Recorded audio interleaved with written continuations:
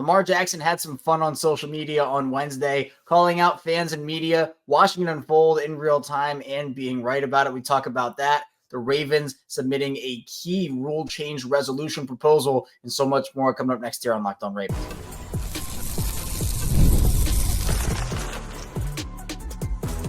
You are Locked On Ravens, your daily Baltimore Ravens podcast. Part of the Locked On Podcast Network, your team every day. Welcome into another edition of Locked On Ravens, your daily Baltimore Ravens podcast. I'm your host, Kevin Oestreicher of Ravens Wire, here with you on the Locked On Podcast Network, your team every day. Thank you so much for being here today on this Thursday, making Locked On Ravens a part of your day and your first listen each and every single day, free and available for you. All podcasting platforms. We're here in video form for you on YouTube, where you can like and subscribe to the channel, and in audio form where you can follow along and subscribe wherever you get your podcasts. We're a 5-day-a-week plus more daily Ravens show. So Monday through Friday, we have you covered each and every single weekday. Plus, we do go live after every single piece of Ravens big news, after every single Ravens game. We sometimes have bonus episodes on the weekends. So if you want daily Ravens coverage, be sure to keep it locked in here on Locked On Ravens. Today's episode of Locked On Ravens is brought to you by Gametime. Down the Gametime Matt Creighton account. Use code LOCKEDONNFL for $20 off your first purchase. Offseason continues. Free agency still in full swing. Been a quiet week for the most part here for the Ravens after a pretty busy weekend. We had a lot to catch up on earlier in the week, but things definitely start to slow down after that first week of free agency. And we know for the Ravens, it is not just the first week. It is weeks after, months after. It prolongs very far into the future there. But in the first part of the show, Lamar Jackson had some fun on social media on Wednesday. He ended up stirring up some controversy, watching it all unfold in real time, watching everybody get all, oh, what's going on? What's happening? What's happening? And then he ends up posting some clarification on it at the end, which he was right about what he said and in his whole thought process. So we'll talk about that whole situation in the first part of the show, because it also brought up a good point and a good topic about the AFC North. Then in the second part of the show, the Ravens proposed a key rule change resolution proposal. A bunch of rule changes were proposed by teams across the league. The Ravens were involved in a resolution proposal, so we're going to be talking about that in the second part of the show. Then finally, there are a lot of former Ravens still out there on the free agent market, and there is a possibility that maybe some of them come home. So we'll talk about that in the final part of this show. So let's get into it now. Lamar Jackson, he's having some fun on social media. It's the offseason. Some of these guys just like to stir up some controversy. Lamar Jackson, he'll have his moments on social media for sure. And he's a funny guy on social media, for being honest. The Ravens have some personalities that like to get controversial sometimes on social media. And Lamar Jackson, he ended up stirring up some controversy by posting just a GIF, nothing else. It was a LeBron James acting scared. I guess it's a meme at this point, where it was against the Denver Nuggets in the playoffs. And I know that because I'm a Denver Nuggets guy. But LeBron, I think a fan was trash talking him, and he ended up like scaring her or something. And he was reenacting her getting scared and was like, oh. So LeBron interacted like, oh, okay, here, I'm getting scared, but he wasn't actually scared. And Lamar posted that GIF. Everybody starts speculating. Everyone's like, what does this mean? Who is he referring to? What is he referring to? I put out something that said, okay, you got one guess. What or who is Lamar Jackson referencing with this GIF, with this tweet? What is he saying? And the responses, a lot of responses, because everybody had their opinions. A lot of people thought that it was about the Bengals. Like, oh, the Bengals paid Jamar Chase and T. Higgins. Oh, like, I'm so scared. Like, people thought it was that. Some people thought that there was restructure or extension news coming down the pipeline. Some people thought maybe Aaron Rodgers to the Steelers. He's like, oh, Aaron Rodgers to the Steelers. Okay. There was a post he put out on social media a couple days ago of him. I think he's doing the Kevin Hart cold tub show thing. I think that was a big thing he was doing. So people thought it was about maybe Lamar's just teasing that potentially. Maybe LeBron is in that. I see Stephon Diggs here, but maybe Stephen A. Smith LeBron. Well, all of that was wrong, because Lamar then, I think an hour or so later, he posted this at 3:04, and then he ended up at 4:30, so about an hour and a half-ish later, saying, I'm going to just post this random GIF on Twitter. I guarantee MF's going to create a narrative. He was right. Lamar was right. Everybody was saying, oh, he's talking about the Bengals. He's talking about the Steelers. He's talking about Jamar Higgins. He's talking about Aaron Rodgers. He's talking about extension. He's talking about this. Everybody started not making up, but guessing, like, okay, what does this mean? And even so, to the point where if you look up Lamar Jackson, there are even some articles out there. You got Newsweek, Sportskeeda. Here are some headlines. Ravens Lamar Jackson seemingly takes major shot at Chase Higgins deals. Lamar Jackson drops cryptic tweet after Bengals spend $275 million to secure wide receivers. People were trying to skew this GIF, no context whatsoever, that Lamar Jackson put out. And Lamar essentially said, yeah, I know you're going to do it, because guess what? This is the age we are living in. And Lamar essentially called out fans and media of like, hey, this is what you're going to do. I'm going to watch it happen. And he was probably sitting back, sipping on whatever, eating a snack, probably just enjoying the chaos on the timeline, enjoying everybody freaking out about what he had to say. He's just having fun with it, right? Which honestly, I think is kind of hilarious, if we're being honest. You know, it's no harm, no foul, but he was right. We saw people write articles about like trying to contextualize what this GIF actually meant, coming up with narratives about, oh, Lamar's hating on his division rivals. Lamar is disrespecting this and, oh, this, that, and the other. I think it was very funny that Lamar was practically 100% right with everybody taking it out of context and trying to make up anything about it. Because, again, Lamar, with the influence that he has, he can tweet anything. He can post anything on social media, and people will wonder, okay, well, this has to have some sort of meaning. And then instead of waiting for the I guess, clarification, they'll jump to conclusions. I don't blame people for doing that, but it's just funny that, you even have outlets writing about it and trying to come up with headlines based off of it, right? It was fun trying to guess what Lamar was talking about, but in the back of my mind, I had a feeling, does this really mean anything? Or is Lamar just having fun here? And he was having fun. But it does bring up a bigger conversation. It brings up a conversation about the AFC North. We haven't talked about Jamar Chase and T. Higgins on this show yet. We haven't really talked about Aaron Rodgers either on the YouTube side of things in video form. I put out polls every day. So, if you are on the video side, you can answer those polls. The poll I put out for this morning or last night was about Aaron Rodgers. From a Ravens perspective, do you want to see the Steelers sign Aaron Rodgers? And, kind of going back to Lamar saying, oh, so if he was talking about Aaron Rodgers, which he clearly was not, but him being, oh, I'm so scared of Aaron Rodgers, right? I mean, me personally, I think Ravens fans would love Aaron Rodgers going to the Steelers, because Aaron Rodgers at this point is not the Aaron Rodgers of 5 years ago, even 4 years ago, whatever. Like, Aaron Rodgers at this point is washed. It's true. It is what it is. And the Steelers don't have many other options. I think that you talk about Jamar Chase and T. Higgins. Yeah, the Bengals had to keep those guys. Jamar is a heck of a receiver. T. Higgins, heck of a receiver. At this point, they turn their attention to Trey Hendrickson, and you have to hope if you're the Bengals, they can keep Trey Hendrickson. But even if they do, who else is on that defense? Who else is going to be able to try to stop Lamar Jackson? Because, yeah, Cincinnati's going to put up points. We know that they can, and we know that they will. But if they can't stop anybody, they're going to be in the same situation as last year, which is why, look, things can change, things can happen. But even if we assume Trey Hendrickson goes back to Cincinnati, and if we assume that Aaron Rodgers goes to Pittsburgh, I see right now the division playing out the same way that it did last year. Baltimore 1, Pittsburgh 2, Cincinnati 3, and Cleveland at the bottom at 4. I just think Baltimore's the most well-rounded team in the division. I think that, yes, the Steelers, they're not threats to the Ravens, in my opinion, but I think they can give the Ravens the toughest time, because I feel like with Cincinnati, Baltimore can keep up with Cincinnati. We saw that in both games that they played last season.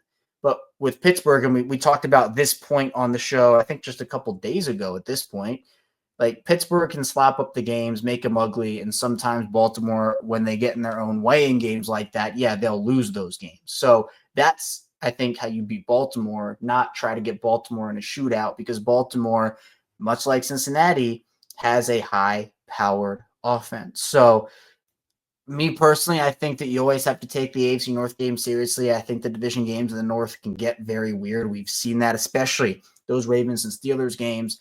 But in my opinion, I think right now Baltimore is still the favorite to me. And no team has won the AFC North 3 times in a row. It's never happened before. It's been a very big point people have talked about. I just don't, at this point, unless injuries just completely decimate the Ravens, and knock on wood that does not happen. There it is right there.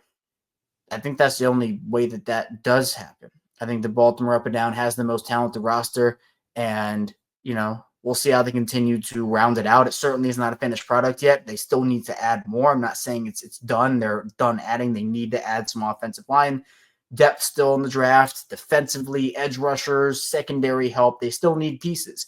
But I think when we sit down in, let's say August, preseason starting up, I think that we'll kind of look back on it and say, yeah, Baltimore still made the necessary additions. Pittsburgh, Cincinnati, Cleveland all made theirs as well. But at this point, I'm not saying things can't change from here, but at this point, I still feel like Baltimore's the division favorite right now. So funny how a gift can spark a conversation like that, but Lamar having his fun on social media. He's a funny guy. He's a fun guy. And it's maybe he'll come back today and post another one, have some more fun. We'll see. But yeah, nothing coming of that gift, but a lot of people having their own opinions about what it meant. And we can all just move on because it ended up meaning nothing. But coming up in the second part of the show, the Ravens proposed a key rule change that could be a resolution to an interesting part of the game. So be sure to stay tuned. We'll have to get to Locked On Ravens.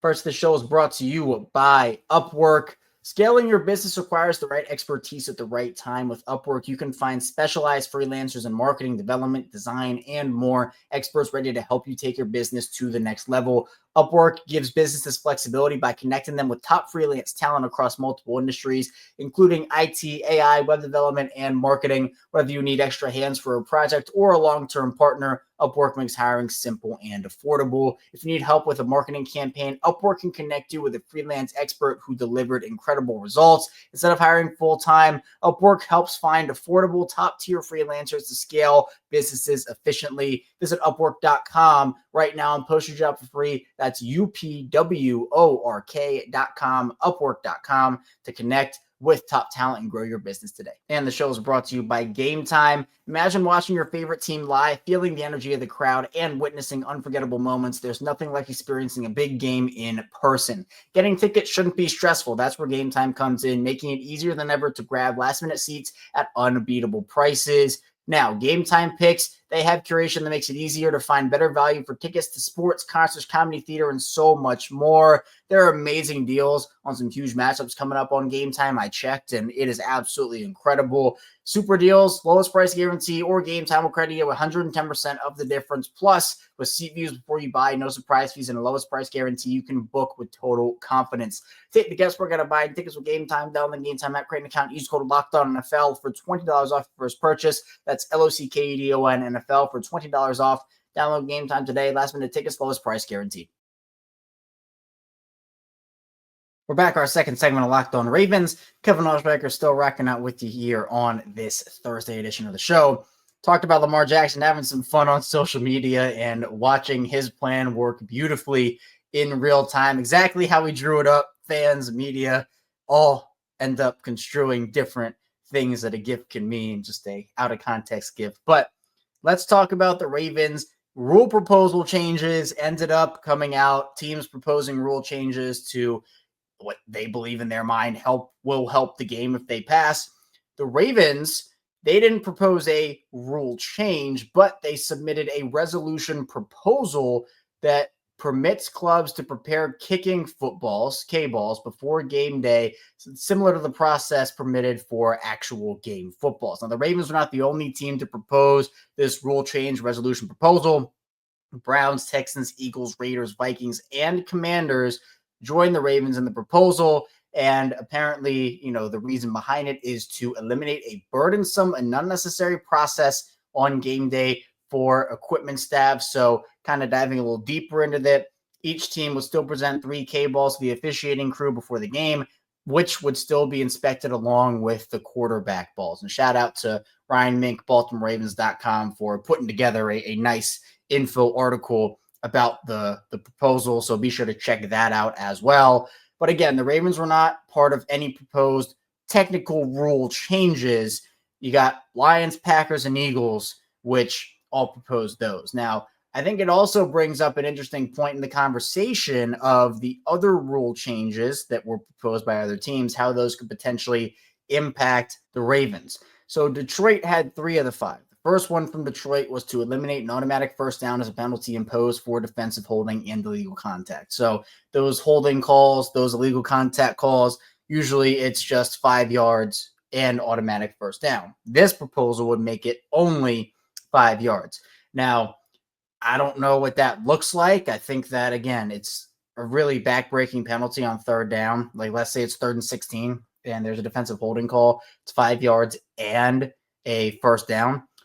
I think that there is probably a fine line between, giving up that 5 and a first down versus just the 5 yards. I mean, pass interference being a spot foul, I know also his caused some controversy. I know some people want to see that maybe just be 10 yards. But then if there's a deep shot down the field and it's about to get caught, well, defensive backs are just going to tackle the heck out of guys, and it's only going to be a 10-yard penalty at that point. So it's kind of the same thing where, if a guy can just get away with a little grab or something, or for a hold there, if they can kind of game the system and it's only going to be a 5-yard penalty and prevent a big play, that's a strategic foul that defenders would probably be taught to use. So we'll see what ends up happening with that one.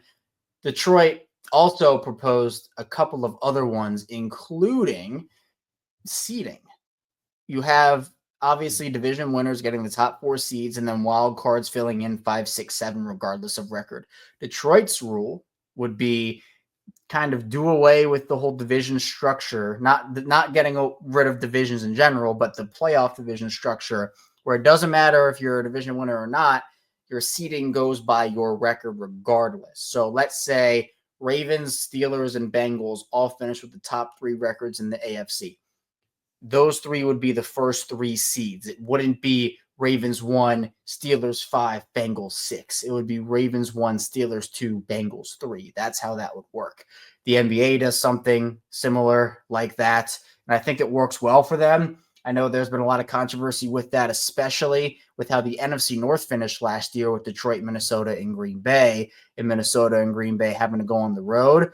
I personally don't hate it. I mean, I know that there are some other things that would have to be worked out, and it's not a foolproof rule change. I don't think, and I think the reports that have come out, at least at the time I'm recording this, say that that's pretty unlikely that it's going to happen that way.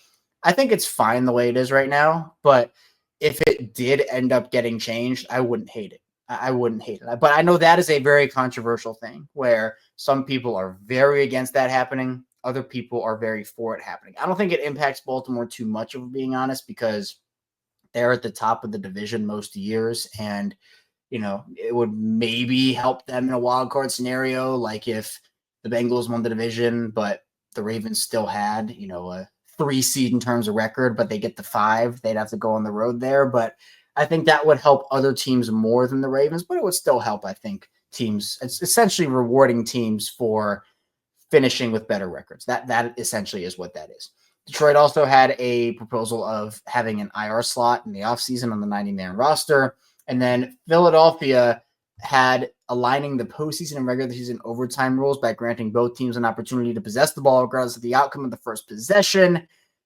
Obviously, I think that a lot of people want that to happen, although I don't know. I'm not so much a fan of that. I feel like the overtime rules is, I remember, we all remember back in the day, which wasn't that long ago, when overtime was sudden death, field goal could end it for you if you get the ball first. It essentially came down to the coin toss where, yes, I think it is the fair thing to do to have both teams touch the ball in overtime and, have the opportunity. But, I feel like it is fine the way it is, where if you want to get the ball back, stop them on defense.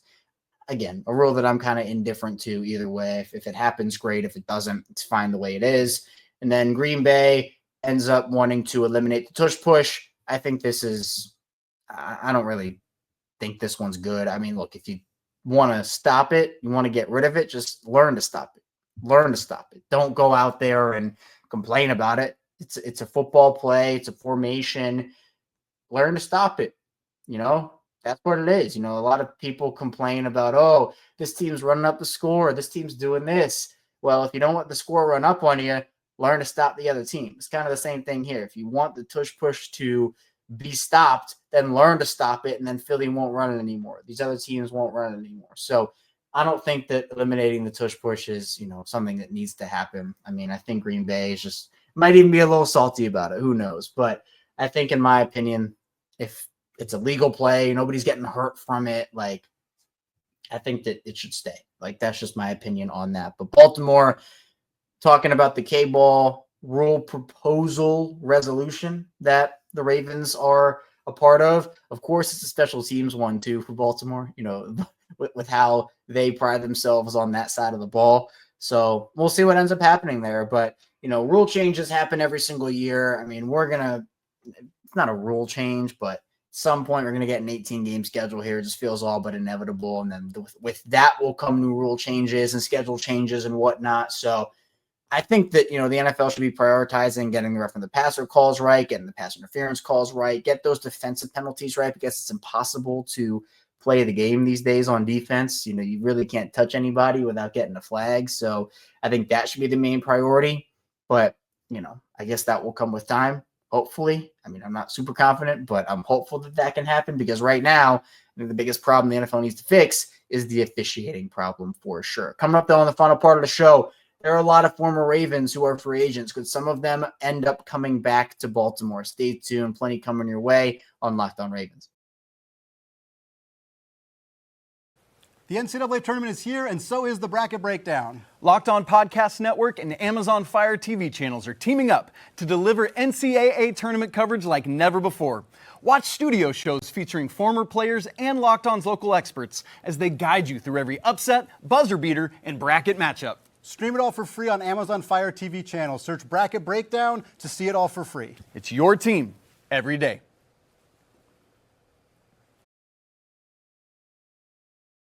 Back here on Locked On Ravens, Kevin Oestreicher still rocking out with you here, talking Ravens football as we do here on Locked On Ravens. Be sure you hit that like and subscribe button in video form and follow along in audio form for 5 days a week plus more of daily Ravens coverage. Tell a friend, tell a family member. Word of mouth still very important in spreading the word of the show. We've built up awesome communities, video form, audio form, social media, subtext. It's been incredible. So if you're an everydayer, first-time listener, or somewhere in the middle, thank you so much for the support. As I mentioned at the top of the show, free agency certainly slowed down over the last handful of days, especially for the Ravens. Moves will come eventually. I don't know whether that will be today, next week, next month, but still some roster holes for Baltimore to fill. But there are a lot of former Ravens out there who are free agents, guys who were cut, guys who just didn't work out with their new teams. I think that one or two of them could potentially come back to the Ravens. Honestly, I would welcome a couple of them back to Baltimore.